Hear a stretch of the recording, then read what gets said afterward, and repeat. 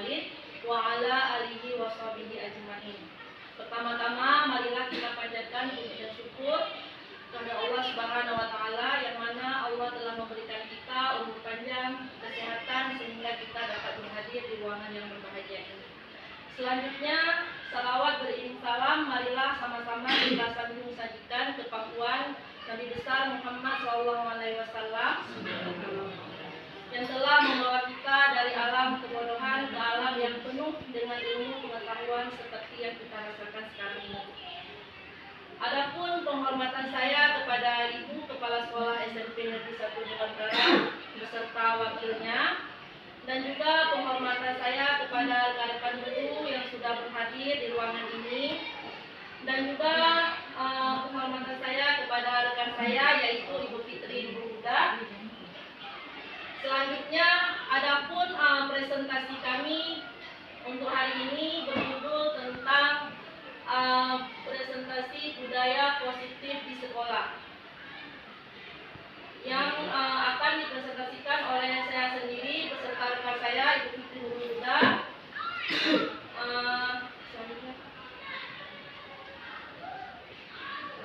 Kemudian apa itu budaya positif?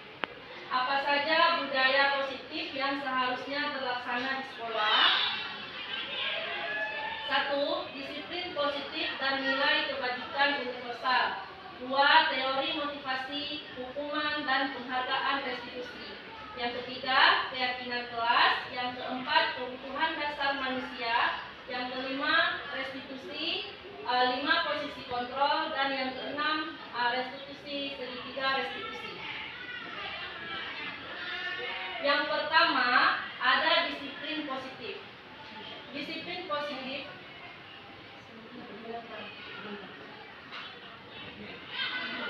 disiplin positif. Makna disiplin positif yang dikemukakan oleh Ki Hajar Dewantara maupun Yani Hussein, di mana kedua pakar pendidik mengartikan disiplin sebagai bentuk kontrol diri, yaitu belajar untuk kontrol diri agar dapat mencapai suatu tujuan mulia.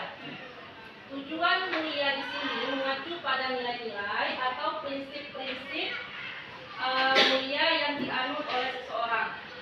Kemudian selanjutnya, tujuan dari disiplin positif adalah menanamkan motivasi tentang keyakinan akan kebaikan yang ada pada diri murid-murid, yaitu untuk menjadi orang yang mereka inginkan dan menghargai diri sendiri dengan nilai-nilai yang mereka percaya.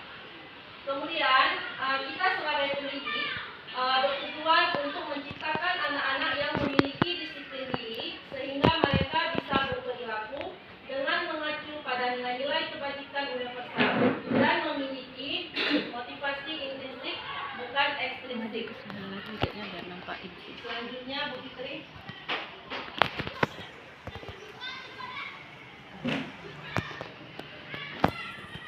Selanjutnya, di sini ada nilai kebajikan universal.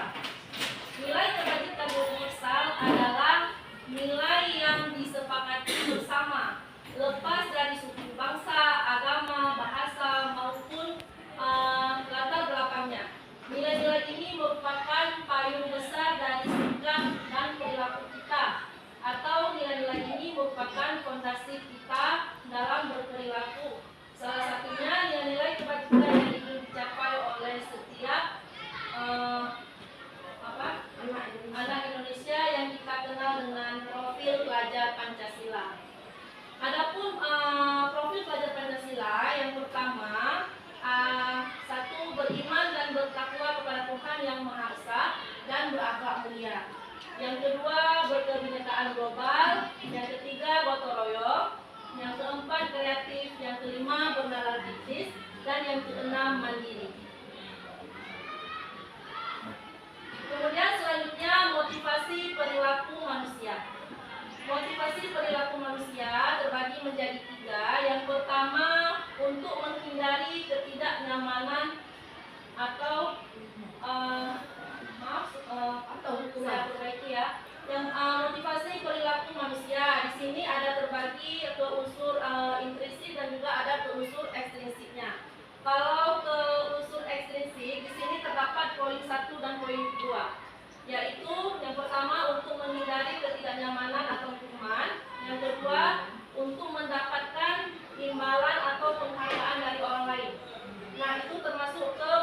motivasi unsur estetik. Kemudian yang nomor poin 3, untuk menjadi orang yang mereka inginkan dan menghargai diri sendiri dengan nilai-nilai yang mereka percaya. Itu termasuk ke motivasi perilaku intrinsik.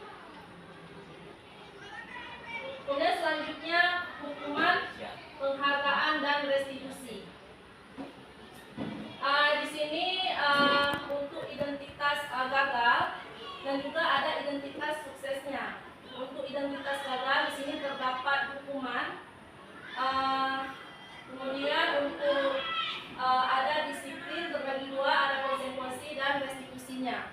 Untuk hukuman, sesuatu yang menyakitkan harus terjadi, maka konsekuensinya adalah sesuatu harus terjadi, dan restitusinya merupakan pilihan.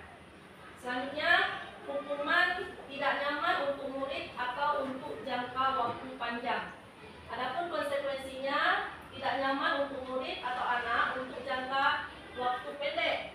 Sedangkan restitusinya menguatkan untuk murid atau anak dalam jangka waktu panjang. Selanjutnya, korban mendapatkan keadilan. Untuk konsekuensinya, korban bisa diabaikan. Sedangkan untuk disiplin restitusinya, korban mendapatkan ganti. Selanjutnya, murid atau anak akan tersakiti. Konsekuensinya, murid atau anak dibuat tidak nyaman. Sedangkan restitusinya, murid atau anak mendapatkan penguatan. Dan yang terakhir, perilaku pasif dan agresif meningkat. Konsekuensinya, penguatan hanya bertahan dalam jangka waktu pendek. Sedangkan restitusi, masalah terpecahkan.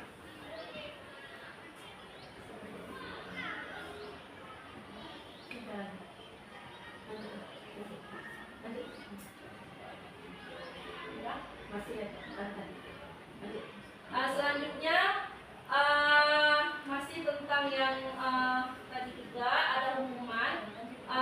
Sistem tidak akan berjalan bila murid tidak takut. Adapun konsekuensinya memerlukan monitoring dan supervisi terus-menerus dari guru. Sedangkan restitusinya, murid belajar bertanggung jawab untuk perilakunya. Kemudian berlaku hanya pada sebuah institusi, tidak berlanjut pada kehidupan nyata. Konsekuensinya di sini adalah membantu penerapan mengikuti peraturan dalam masyarakat. Sedangkan restitusinya fokus pada pemecahan masalah dalam jangka waktu yang panjang. Kemudian peraturannya adalah kamu harus. Konsekuensinya, apa peraturannya? Mampukah kamu melakukannya? Terima kasih. Restitusinya adalah apa yang kamu yakini, apa yang bisa kamu lakukan untuk memperbaiki masalah ini. Dan yang terakhir, murid atau anak membenci peraturan. Konsekuensinya, murid atau anak menghormati peraturan. Sedangkan restitusinya, murid atau anak menghormati dirinya dan orang tua. Orang lain. Selanjutnya, berdasarkan bagan di atas, maka kita bisa menyimpulkan bahwa hukuman tidak bisa tidak terencana atau tiba-tiba. Anak atau murid tidak tahu apa yang akan terjadi. Murid hanya menerima suatu hukuman tanpa melalui kesepakatan. Guru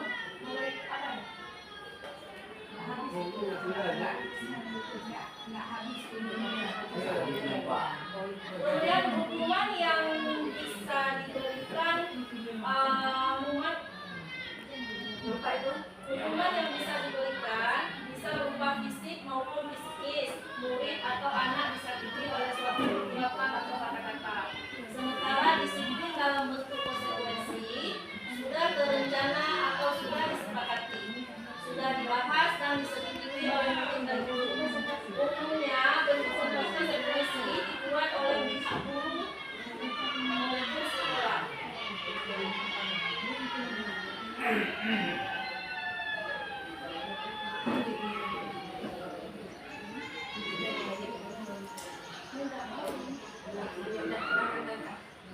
Baik, mungkin untuk slide selanjutnya akan dibacakan oleh rekan saya, yaitu Ibu Fitri Nurul Huda, mengenai hukuman atau konsekuensi. Kepada Ibu Fitri Nurul Huda, saya persilahkan dengan segala. Baik, saya ambil alih yang telah disampaikan oleh Intan tadi. Persilakan tidak, saya sama Intan ini kan PDP-nya berdua, maka di sini kami saling berkolaborasi. Jadi untuk selanjutnya hukuman atau konsekuensi. Di sini kita harus bisa membedakan apa hukuman atau konsekuensi. Yang pertama, tindakan guru. Misalnya mencatat 100 kali di dalam buku kalimat, saya tidak akan terlambat lagi karena terlambat ke sekolah. Itu menurut Bapak Ibu semua kira-kira itu hukuman atau konsekuensi? Mencatat 100 kali dalam buku kalimat, saya tidak akan terlambat karena terlambat ke sekolah. Itu hukuman, Bu, ya. Karena di sini kita harus kita memberikan tugas ke siswa ini dalam 100 kata. Jadi itu dia merasa terbeban harus menyelesaikan hukuman itu. Itu bukan tugas, itu adalah hukuman ya, Bu. Ya, Bapak Ibu, ya. Yang kedua, murid diminta untuk push up 15 kali karena tidak menggunakan masker ke sekolah. Ini hukuman apa konsekuensi, Bapak Ibu? Hukuman ya, Bapak Ibu, ya. Tadi kan Bu Intan sudah menyebutkan apa itu hukuman dan apa itu konsekuensi, ya. Di sini kita mencoba bersikap seperti apa ke anak yang mempunyai masalah atau dia membuat kesalahan. Seperti misalnya Pak Mulyadi di sini kan tak paham kita. Kadang-kadang kan anak-anak telat. Nah, di sini Pak Mulyadi setelah kami presentasikan di sini, kalau bisa diambil suatu disiplin positif untuk siswa-siswa kita. Kalau bisa kita jangan memberikan hukuman yang berat kepada mereka atau menjadi beban bagi mereka.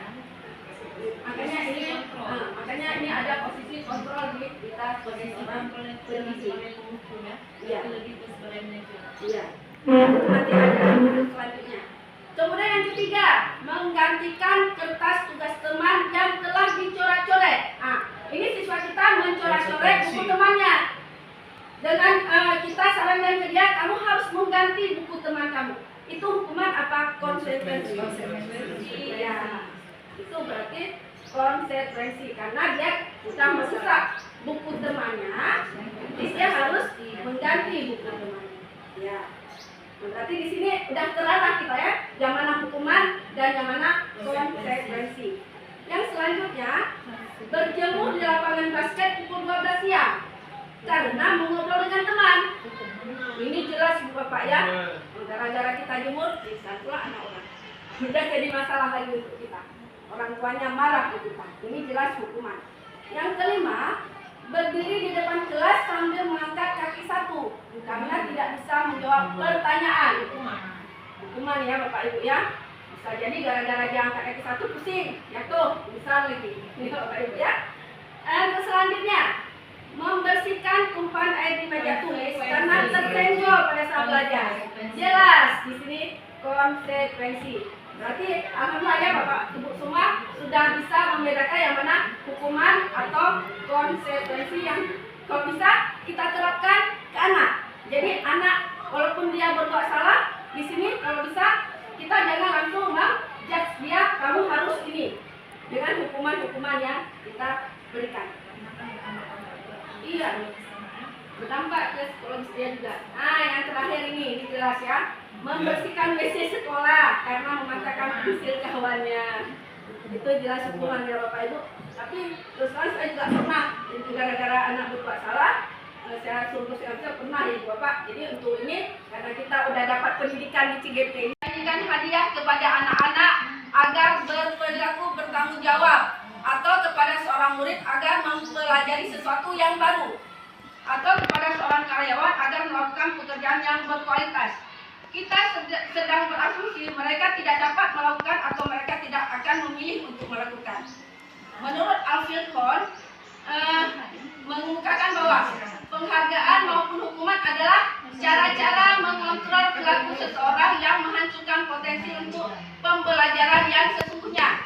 Menurut Kohn, secara ideal, tindakan belajar itu sendiri adalah penghargaan sesungguhnya. Jadi di sini penghargaan. Kira-kira efektif enggak setiap anak kita melakukan sesuatu hal yang sesuai dengan keinginan kita? Di situ kita memberikan dia penghargaan. Menurut Bapak Ibu itu dampaknya positif atau negatif kepada siswa kita? Boleh satu orang yang mau menjawab? Siapa satu orang? Boleh Bu Isbar, silakan Bu Isbar. Gimana menurut Ibu penghargaan ini?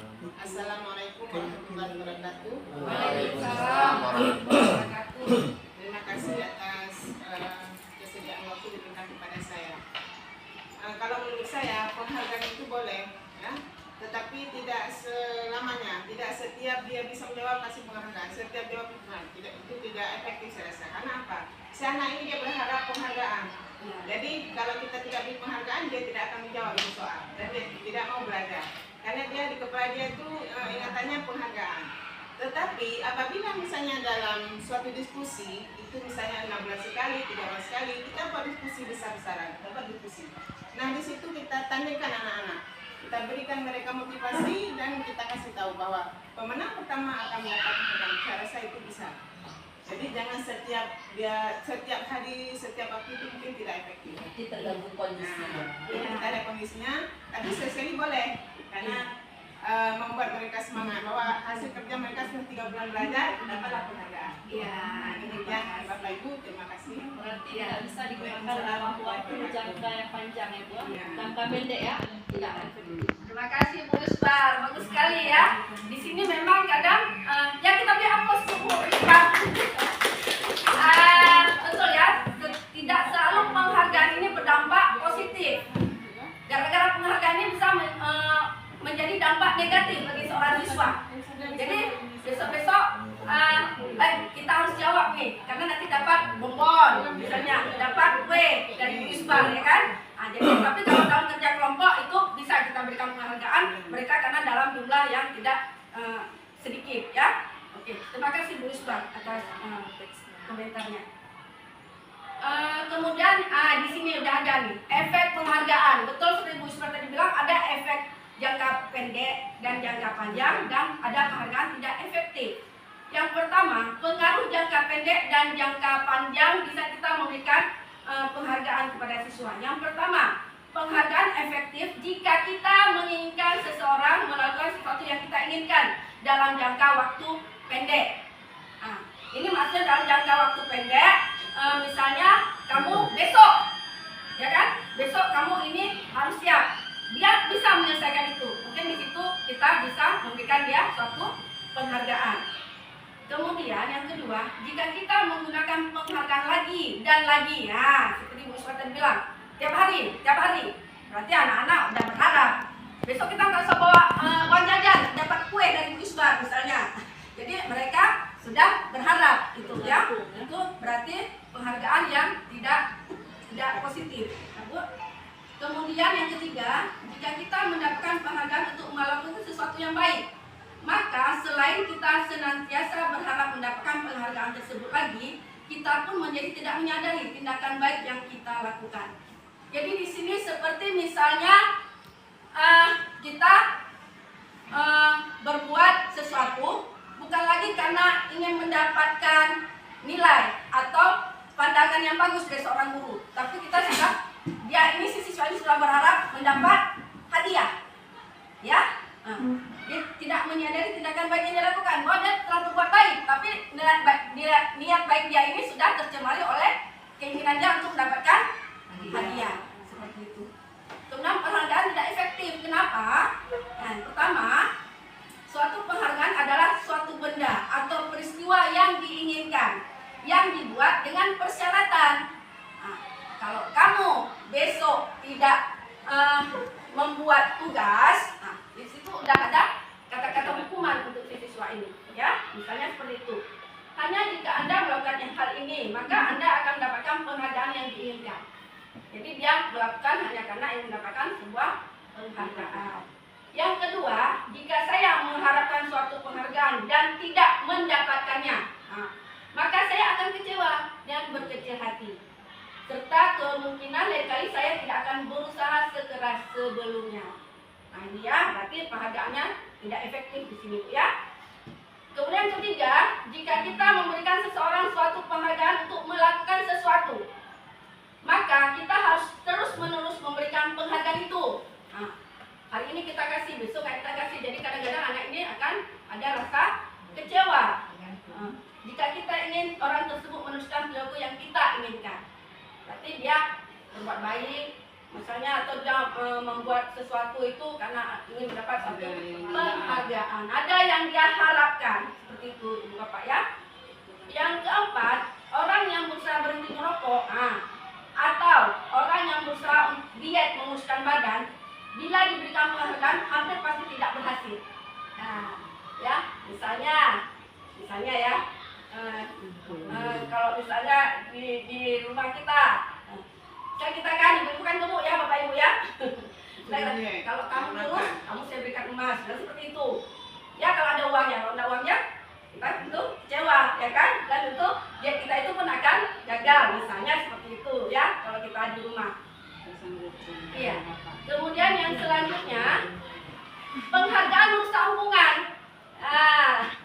Kemudian penghargaan merusak hubungan. Hubungan seperti apa ini rusak? Coba kita perhatikan di sini. Ketika seorang diberikan penghargaan atau dipuji di depan orang banyak, maka yang lain akan merasa iri. Dan sebagian dari mereka akan tidak menyukai orang yang diberikan penghargaan tersebut. Ya kan?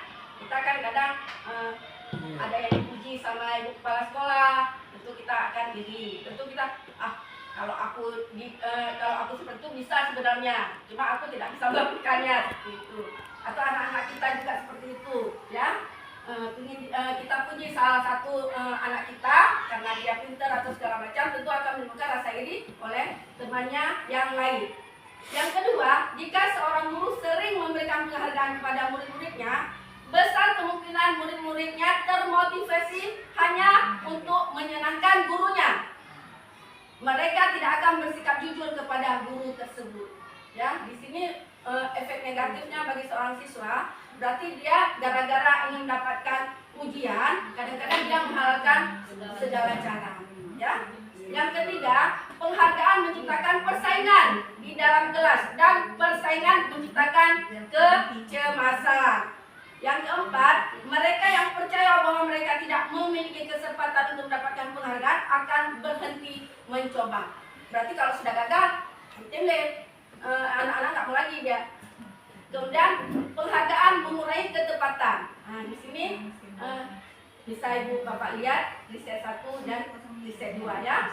Dalam riset 1, dalam sebuah percobaan sekelompok anak laki-laki berusia sekitar 9 tahun diminta untuk melihat gambar-gambar wajah yang ditampilkan di layar, dan mereka harus memberitahukan jika wajah-wajah tersebut sama atau berbeda. Gambar-gambar tersebut hampir sama. Beberapa dari mereka diberi penghargaan dalam bentuk uang. Di sini. Pada saat mereka memberikan jawaban benar, sementara sebagian yang lain tidak, hasil anak laki-laki yang dibayar membuat lebih banyak kesalahan. Ini riset yang pertama. Riset yang kedua, anak-anak diminta mengingat kata-kata tertentu. Kemudian mereka diminta mengambil kartu yang berisi kata-kata yang diingat tersebut setiap kali muncul. Beberapa anak diberikan permen setiap mereka memberikan jawaban yang benar. Dan sebagian yang lain hanya diberitahu saja. Bila jawaban mereka benar, hasil anak-anak yang mendapatkan permen jawabannya banyak, yang tidak tepat dibandingkan anak-anak yang hanya diberitahu jawabannya benar. Ini berdasarkan riset ya, penelitian.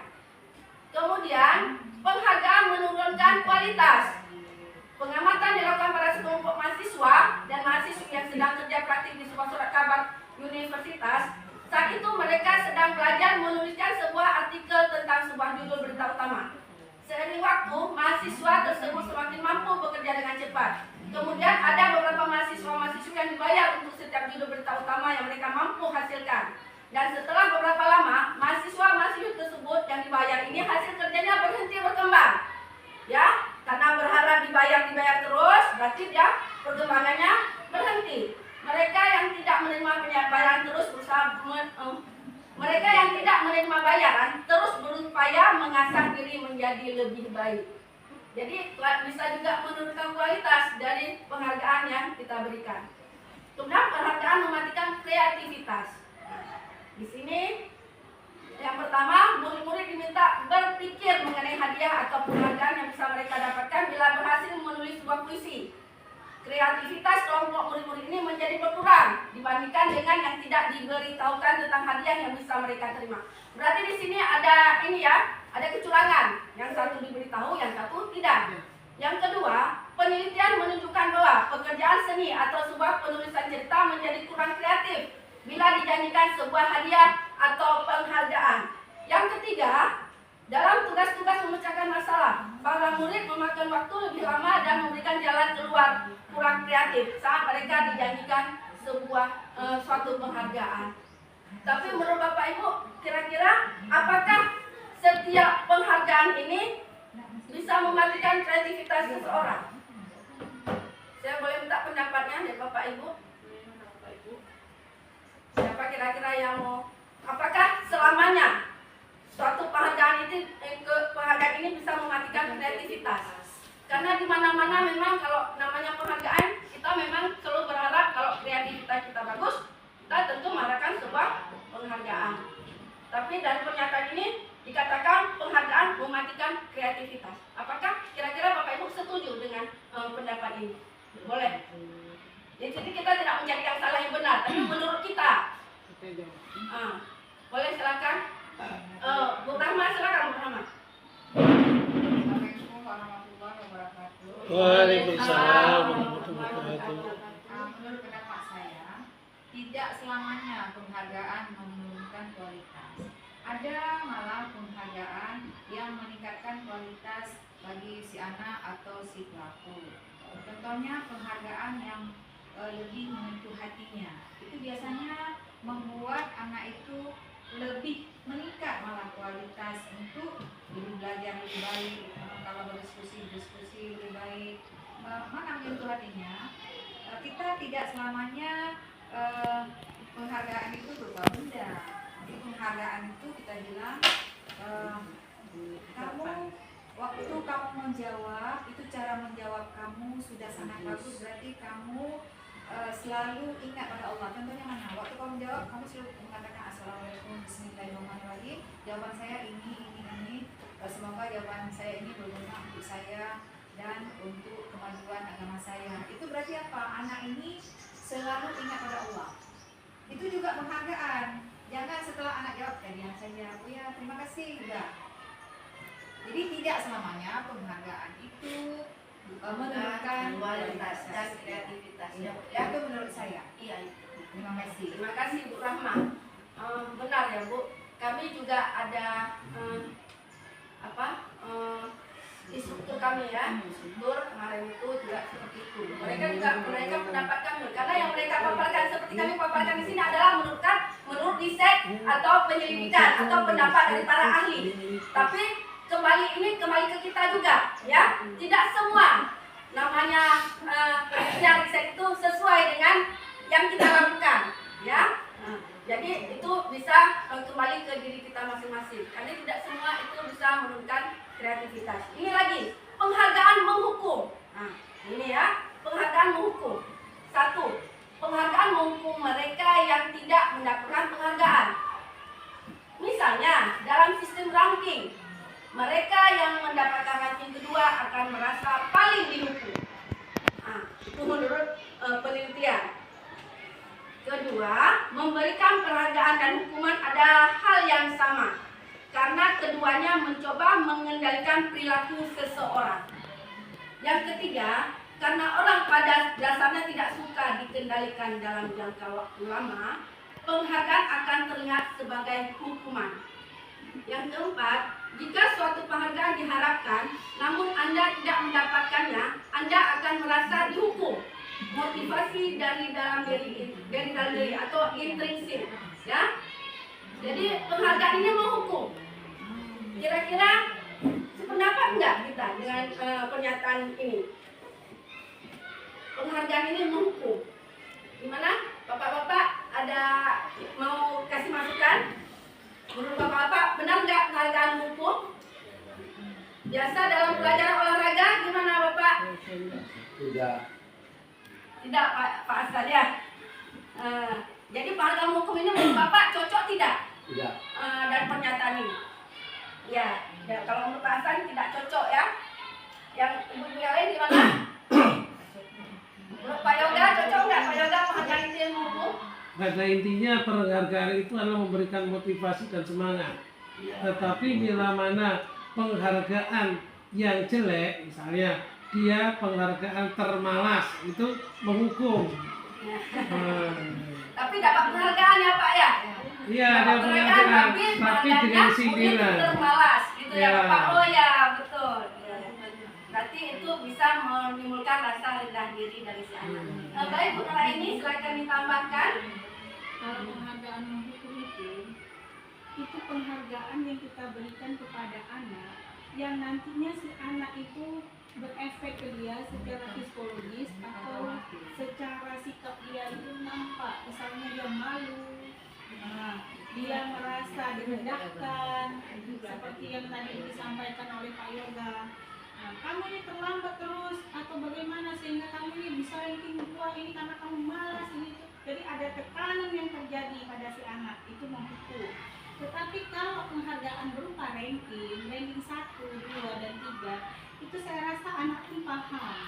Dia bukan bentuk hukuman tetapi peringkat yang dia peroleh. Kalau misalnya si anak merasa ranking 2 itu merasa dia tersaingi, rendah diri, itu bisa diberikan semangat lagi ke dia bahwa ranking 2 kalau tinggi ranking 1 itu belajar kembali. Jadi bukan penekanan penghukuman. Kamu ini kenapa ranking 2 dapatnya begini? Tidak gitu. Jadi tidak selamanya ranking itu bisa menunjang tingkat pola pikir si anak lebih bagus. Itu saja dari saya. Terima kasih Bu Nuraini. Berarti penghargaan menghukum ini kalau kita lihat seperti suatu hal yang sangat negatif ya Ibu ya.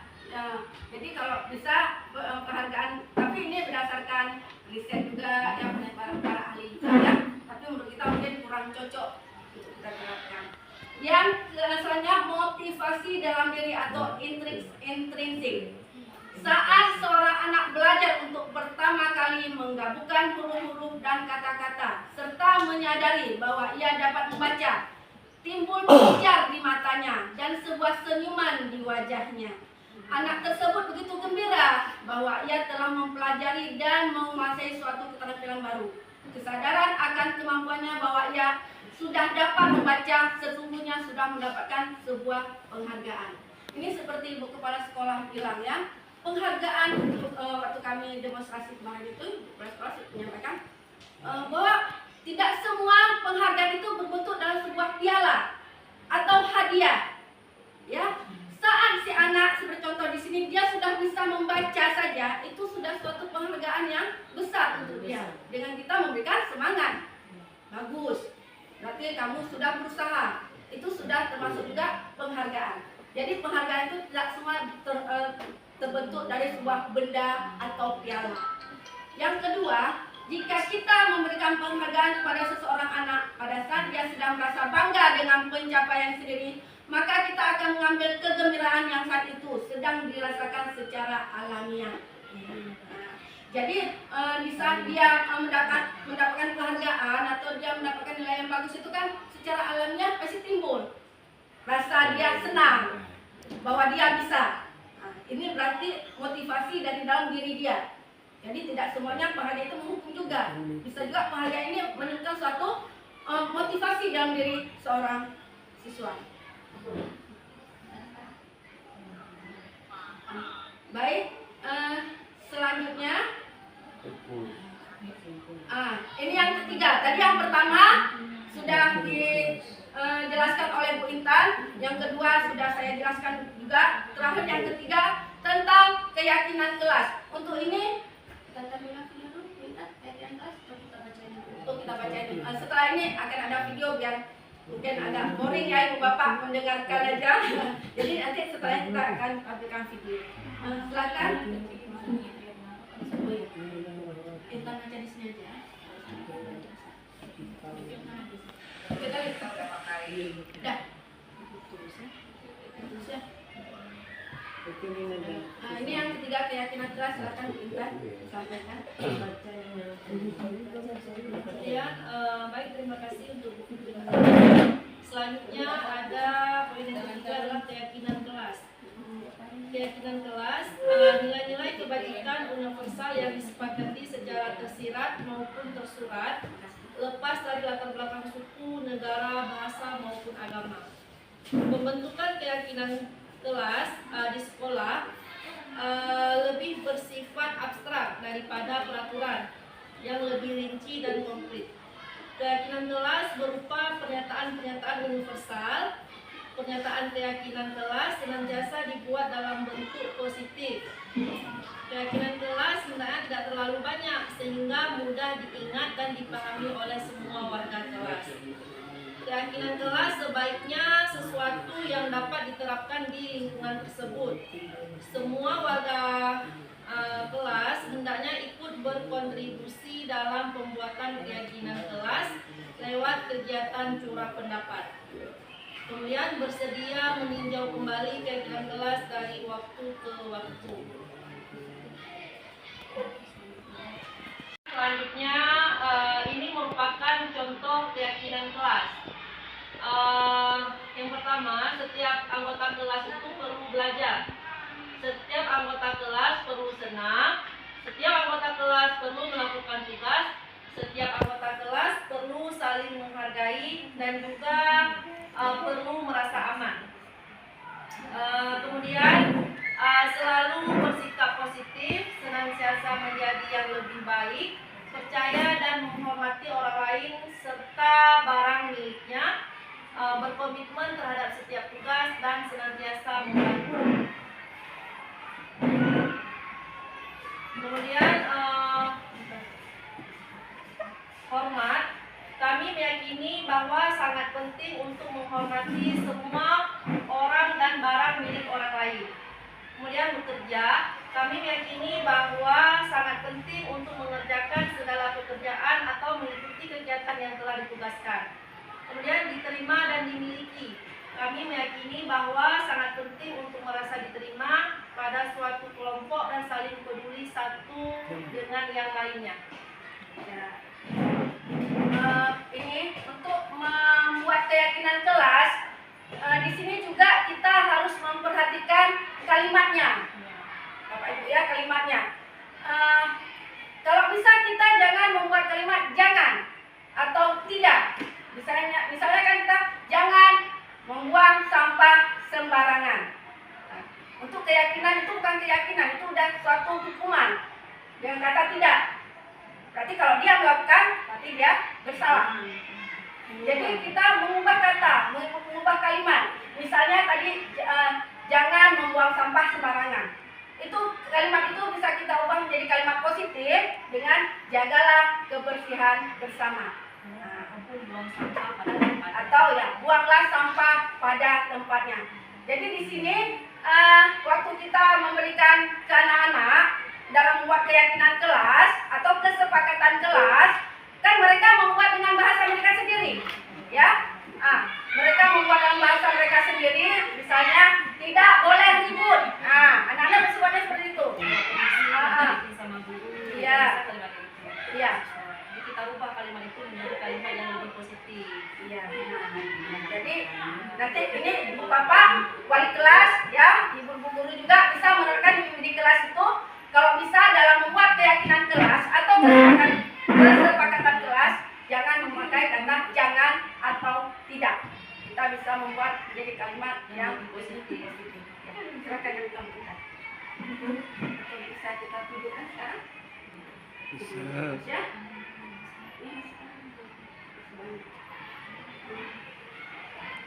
Hah? Ini ya.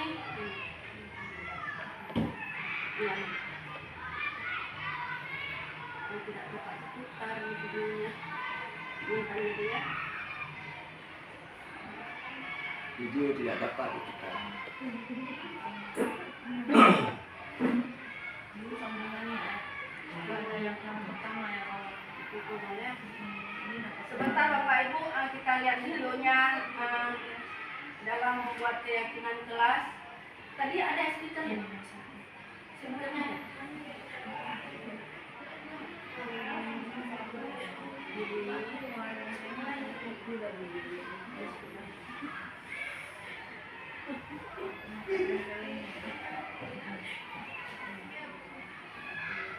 Ini kita lihat sedikit Bapak Ibu videonya.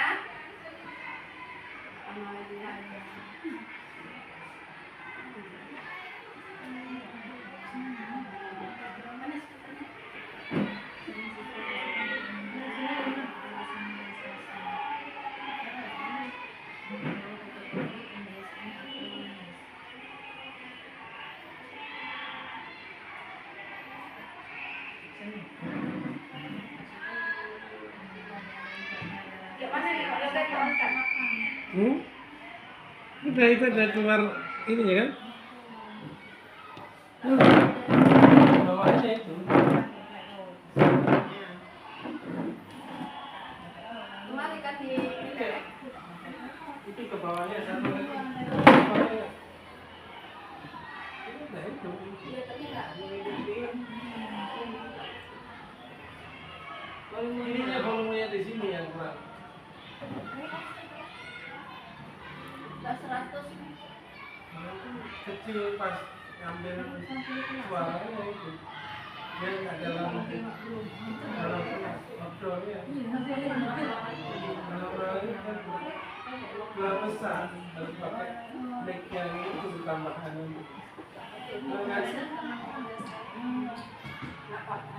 Nanti kan semua ngambil itu apa mic yang itu dijual itu.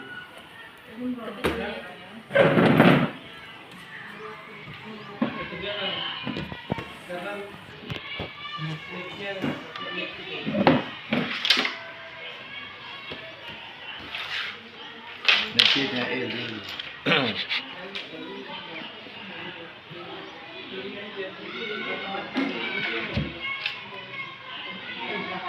Bapak dan Ibu, ini merupakan video cara membuat keyakinan kelas atau kesepakatan kelas yang kita buat bersama dengan guru dan siswa. Jadi di sini anak-anak mengutarakan kalimat-kalimat yang mengenai tentang kesepakatan kelas itu bagaimana.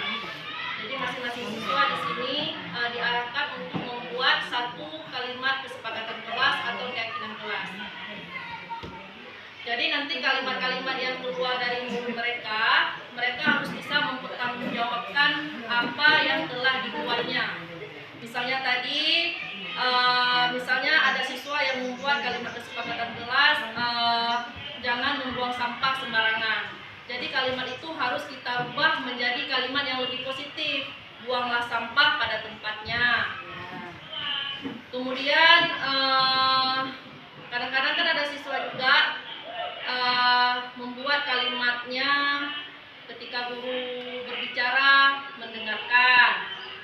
Kita bisa rubah kalimat itu menjadi menghormati atau menghargai guru. Ya, jadi Ibu Bapak bisa di lokal membuat kesepakatan dengan kata-kata yang tidak menghukum atau kata-kata yang memerintah. Bapak Ibu lagi sedikit lagi ini kami akan tentang segitiga restitusi, ya. Di sini dalam segitiga restitusi ini kita yang pertama misalnya anak kita membuat kesalahan, contohnya jadi telat masuk ini, jadi harus ada segitiga restitusi yang harus kita yakini. Yang pertama, validasi tindakan yang salah. Ketika si anak telat, kan kita panggil. Nah, ini Pak Mul ya biasanya ya panggil. Tanyakan dulu ke dia, kamu tahu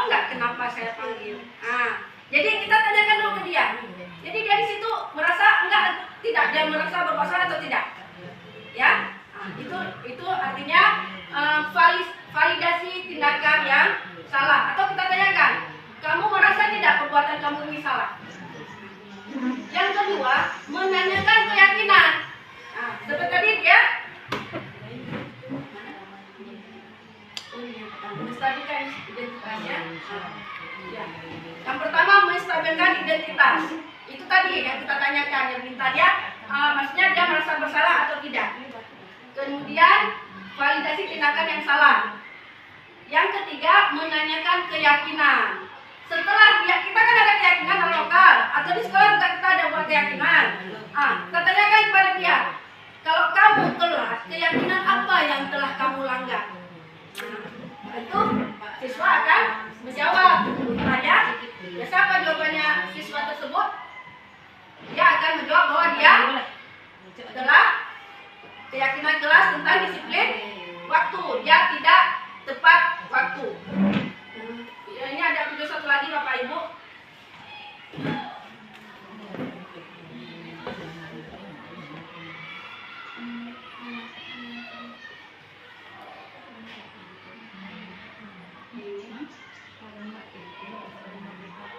Ini kebetulan videonya kan waktu lomba, jadi mungkin agak suaranya agak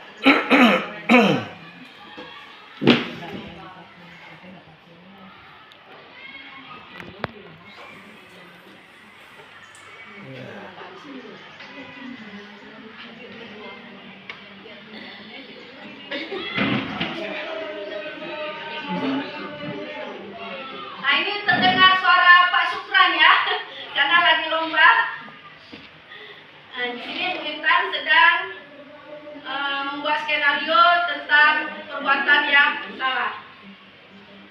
Mohon maaf, mungkin tidak berapa kedengaran. Iya. Jadi di sini kan ada Bu seorang Intan murid. bisa skenario yang dibuat Di dijelaskan. sini ada seorang murid yang bernama Azizi dari kelas 8C.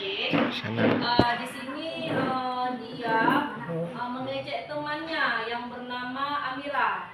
Karena karena di sini Azizi mendapatkan nilai 90, sedangkan Amira mendapatkan nilai ulangan 60. Jadi si Azizi ini mengejek temannya, menyindir temannya yang mendapatkan nilai 60 sehingga membuat Amira jadi menangis. Jadi karena sudah melakukan hal tersebut, maka Azizi ini saya panggil ke ruangan saya untuk memvalidasi tindakan yang salah yang telah dilakukannya.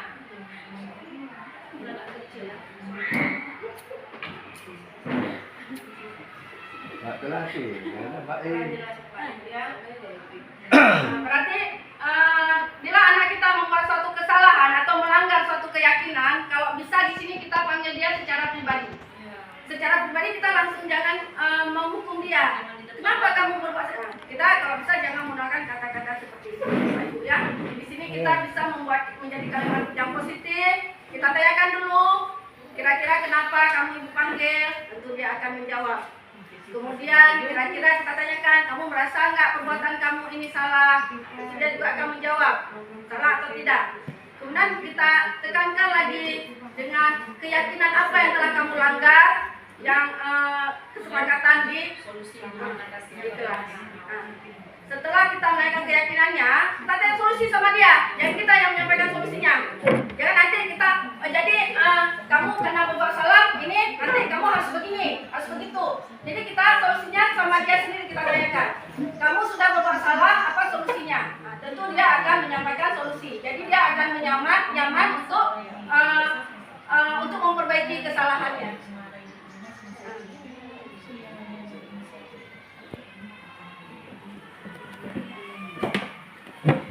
Oke Bapak Ibu, itulah tentang disiplin positif yang saya dan Bu Intan buat. Karena tadi Bu Intan sudah membuka presentasi, jadi saya akan menutup presentasi dengan sedikit memberikan pantun biar agak tersenyum sedikit kita Bapak Ibu.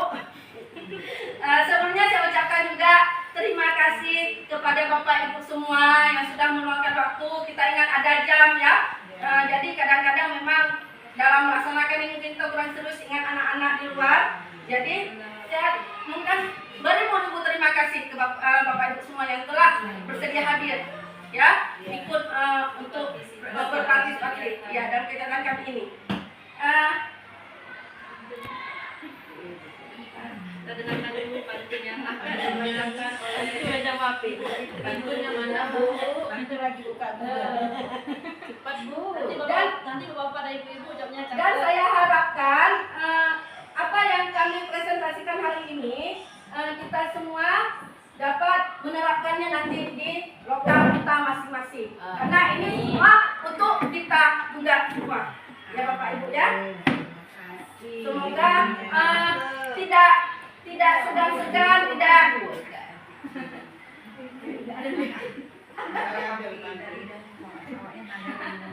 maaf Bapak Ibu pantunnya udah hilang. Ya Allah. Jadi kita senyum-senyum sendiri saja.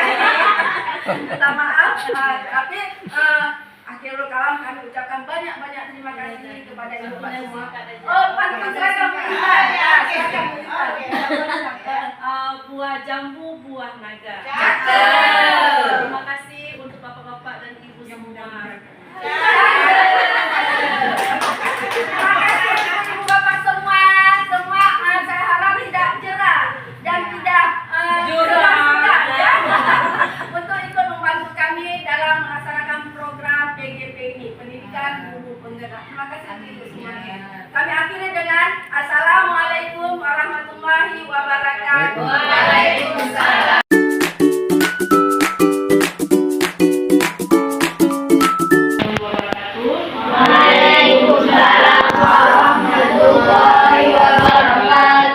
Selamat pagi semuanya. Pagi. Bagaimana kabarnya? Sehat? Sehat. Ibu lihat sepertinya banyak yang tidak hadir hari ini. Kenapa? Hujan. Tapi yang hadir-hadir ini adalah orang-orang yang bersemangat untuk hadir setiap hari ke sekolah.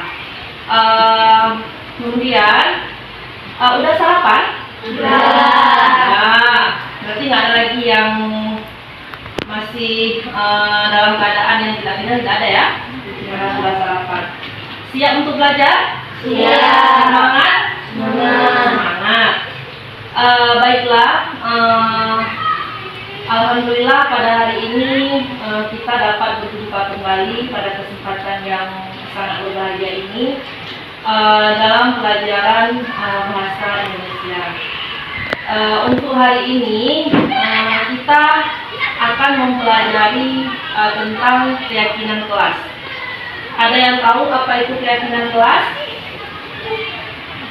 Kira-kira anak ibu tahu tidak apa itu keyakinan kelas? Sebelum ibu menjelaskan apa itu yang dimaksud dengan keyakinan kelas. Ada yang tahu? Tidak.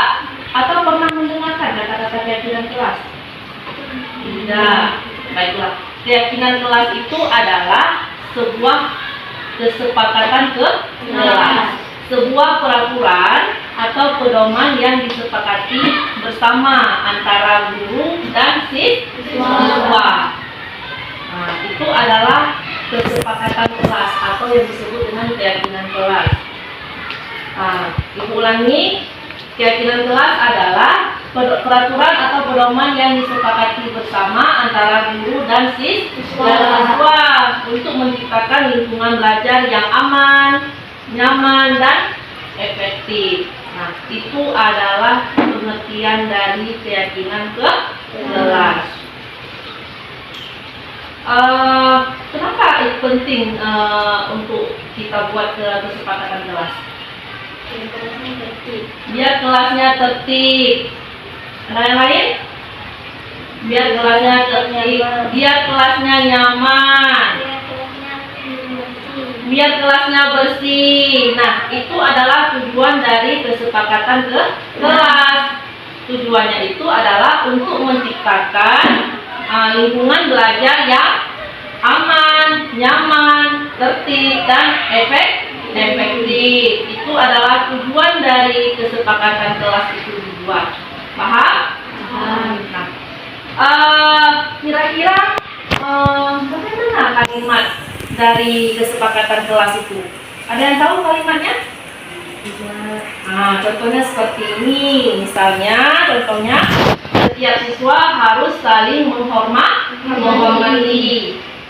Itu adalah kalimat-kalimat dari kesepakatan kelas. Setiap siswa harus saling menghormati. Kemudian masuk kelas dengan tepat waktu.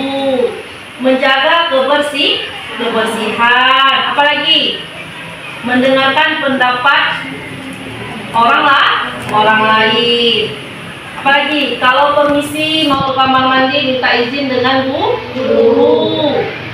Nah, contoh yang lainnya lagi, tidak berbicara pada saat guru menjelaskan. Nah, itu merupakan kalimat-kalimat daripada kesepakatan kelas. Kalimat-kalimat itu muncul dari mulut kalian sendiri yang akan kalian tuliskan nanti di kertas. Nah, nanti ibu akan bagikan kertas ini. Jadi masing-masing anak-anak ibu membuat satu kesepakatan kelas. Nah, nanti kelas akan tulis apa kalimat yang muncul dari pikiran kalian tentang kesepakatan kelas. Nah, kalimat itulah yang nantinya akan kalian pertanggungjawabkan.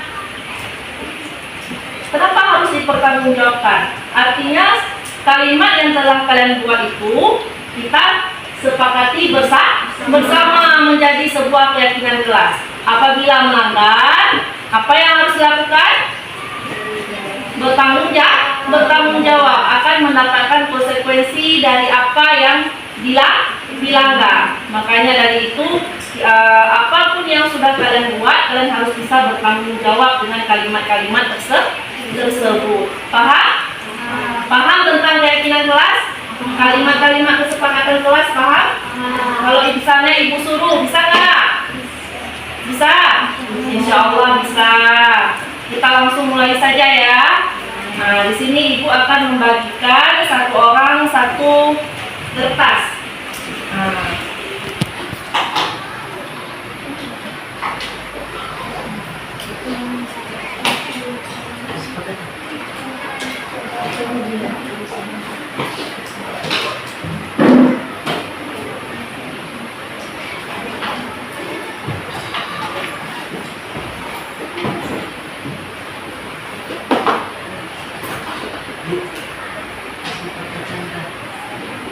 Ya, sudah dapat semuanya? Sudah. Sekarang apa tugasnya? Membuat satu kalimat kesepakatan kelas. Membuat satu kalimat kesepakatan kelas. Ya, terserah apa. Karena ini menurut logika, menurut pendapat kalian masing-masing. Silakan dikerjakan.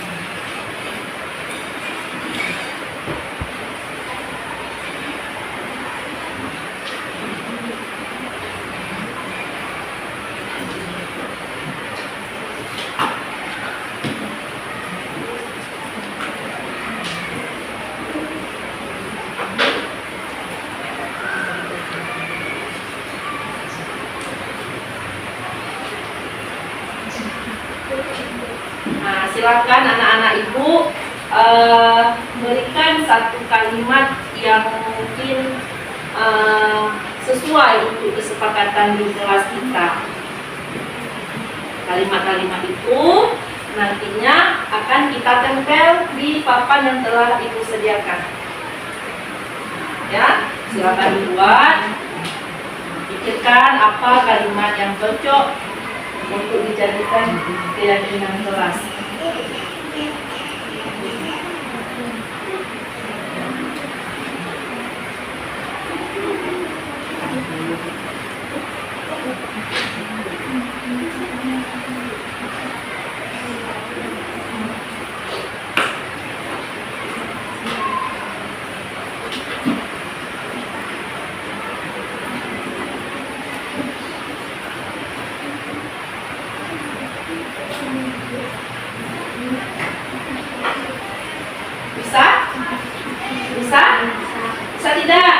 Bisa. Sudah siap? Sudah. Yang perempuan bagaimana? Sudah bisa?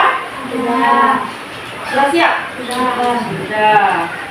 Nah, kalau sudah siap, sekarang mari kita tempelkan apa yang sudah kalian tulis di papan yang disediakan.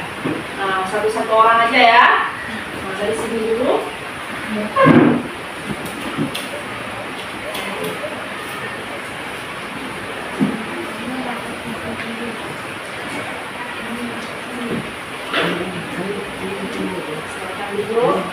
Lalu berikutnya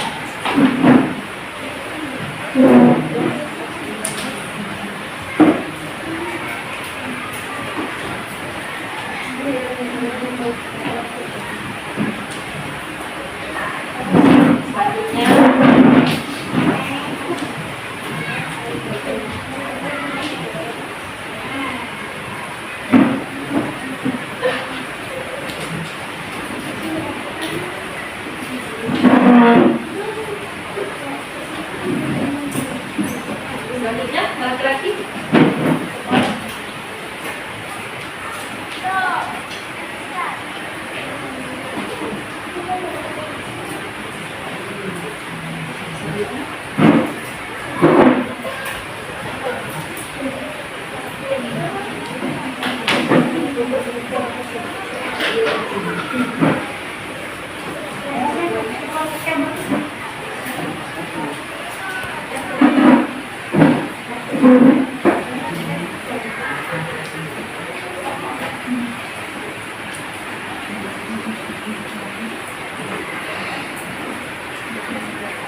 Ya. Ini adalah hasil dari keyakinan kelas yang sudah kalian tuliskan. Di sini ada beberapa kalimat yang sudah kalian tulis. Ibu akan membacakannya satu persatu. Ya, dengarkan. Yang pertama, menjaga kebersihan kelas nyaman dan tentram. Kemudian yang kedua, menghargai guru dan teman. Kesepakatan kelas yang ketiga, membuat kesepakatan kelas menjaga kebersihan. Kemudian sopan santun kepada setiap orang. Selalu mengerjakan tugas tiket pada harinya. Menghargai pendapat teman walau kita berbeda pendapat. Waktu guru menjelaskan, kita mendengarkan.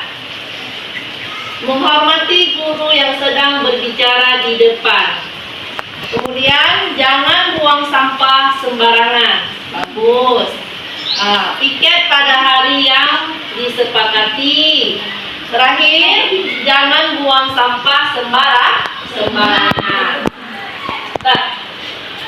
Ini adalah kalimat-kalimat kesepakatan kelas yang telah kalian disepakati. Tetapi kalimat ini belum termasuk ke dalam kalimat yang positif.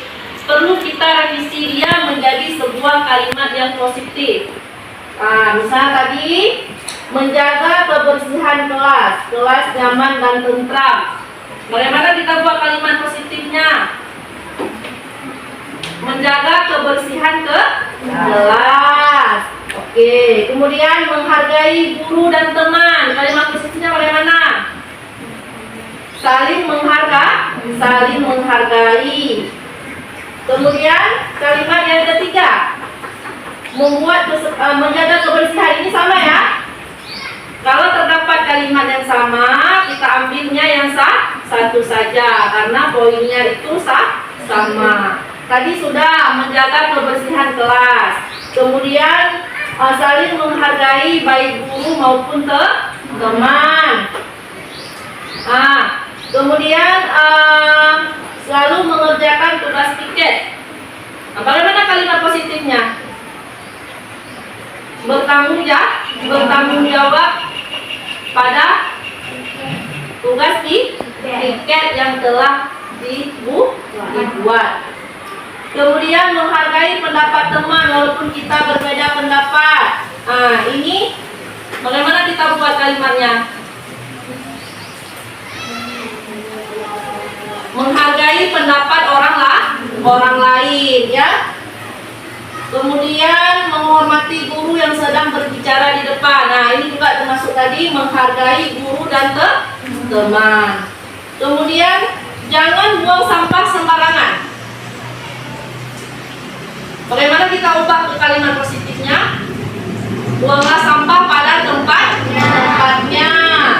Ini juga jangan buang sampah sembarangan. Sama aja kita ambil ya, satu aja.